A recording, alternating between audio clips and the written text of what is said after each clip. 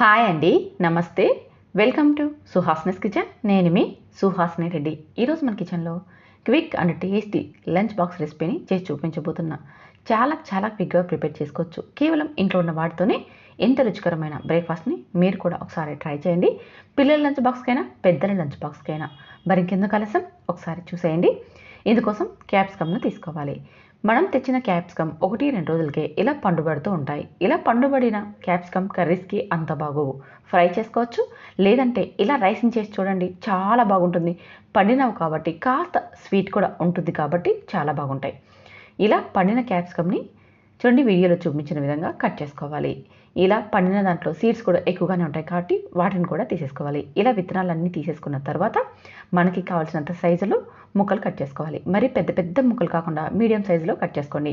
ఇక్కడ నేను green capsicum కూడా ఒకటి తీసుకున్నాను, చూడడానికి చాలా బాగుంటుందని. మొత్తంగా 3 క్యాప్సికమ్ కట్ చేసుకున్నాను. అలాగే ఇందులోకి 2 బీన్స్ని, 1 క్యారెట్ని కట్ చేశాను.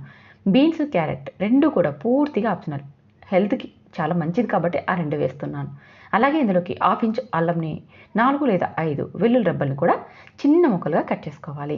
ఇప్పుడు స్టవ్ మీద కాస్త పెద్ద పెనం పెట్టుకోవాలి. మనం చేసే ఏ ఫ్రైడ్ రైస్కైనా సరే పెనం అనేది కాస్త పెద్దగా ఉంటేనే అప్పుడు మనం రైస్ను బాగా ఫ్రై చేసుకోవడానికి ఈజీ అవుతుంది. కొద్దిగా ఆయిల్ వేసుకొని అందులోకి 1 స్పూన్ జీలకర్ర, వెల్లుల్లి రెబ్బలు, అల్లం ముక్కల్ని వేసుకొని కొద్దిగా వేయించుకున్న తర్వాత ఇందులోకి కట్ చేసుకున్న బీన్స్, క్యారెట్ ముక్కలు కూడా వేసుకొని 1 నిమిషం పాటు లో ఫ్లేమ్లోనే వేయించుకోవాలి.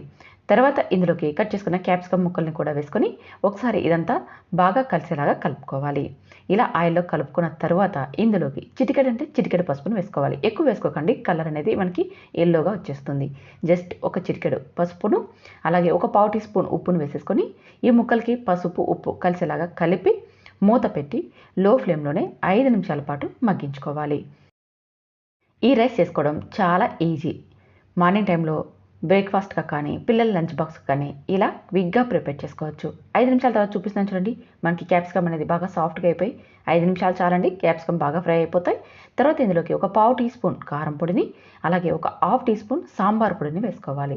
చాలామంది సాంబార్ పొడి బదులు గరం మసాలా వేస్తుంటారు. గరం మసాలా కంటే కూడా సాంబార్ పొడిని వేసుకొని ఒకసారి ట్రై చేసి చూడండి, చాలా రుచిగా ఉంటుంది. ఇదంతా కూడా 1 నిమిషం పాటు లో ఫ్లేమ్లో వేయించుకోవాలి. తర్వాత ఇందులోకి అప్పటికప్పుడు ప్రిపేర్ చేసుకున్న రైస్నైనా సరే, లేదంటే మిగిలిన అన్నానైనా సరే వేసుకోవచ్చు. మనం లంచ్ బాక్స్కి ప్రిపేర్ చేస్తున్నట్టయితే వేడి అన్నంనే తీసుకోవాలి.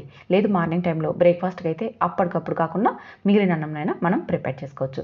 తర్వాత ఇందులోకి 1/4 టీ స్పూన్ పెప్పర్ పౌడర్ని వేసుకోవాలి. చూడండి, ఇక్కడ మనం తీసుకున్న క్యాప్సికమ్ కానీ, లేదా ఈ కారం అంటే పెప్పర్ పౌడర్ కానీ, కారం పొడి కానీ, సాంబార్ పొడి కానీ, ఇవన్నీ కూడా నేను 200 గ్రాముల రైస్కి చూపిస్తున్నాను. దానిని బట్టి మీరు తీసుకునే రైస్ని బట్టి వేసుకోండి. ఇప్పుడు ఈ రైస్ని 5 నిమిషాల పాటు లో ఫ్లేమ్లోనే వేయించుకోవాలి. మనకి ఈ రైస్కి అంతా కారం అంతా బాగా అంటి టేస్టీగా రావాలంటే ఇలా నాన్ స్టాప్గా కలుపుతూనే ఫ్రై చేసుకోవాలి. హై ఫ్లేమ్లో పెట్టకండి, లో ఫ్లేమ్లోనే బాగా ఫ్రై చేసుకోండి. అంతే, ఇలా అంతా బాగా కలిసేలాగా నాన్ స్టాప్గా 5 నిమిషాల పాటు కలుపుకొని పైన కాస్త కొత్తిమీరని స్ప్రింకిల్ చేసుకొని వేడిగా సర్వ్ చేసుకొని తిన్నామంటే ఇందులోకి ఎలాంటి కర్రీ కూడా అవసరం లేదు. చాలా సూపర్ టేస్టీతో ఉంటుంది. తప్పకుండా నేను చేసిన విధానంలోనే ఒక్కసారి ట్రై చేసి టేస్ట్ చేసి మీకు ఎలా వచ్చిందో కామెంట్ చేయండి. నచ్చితే మాత్రం ఇలాంటి రెసిపీస్ కోసం మా ఛానల్ని సబ్స్క్రైబ్ చేసుకొని ఫాలో అవ్వండి. Thank you for watching.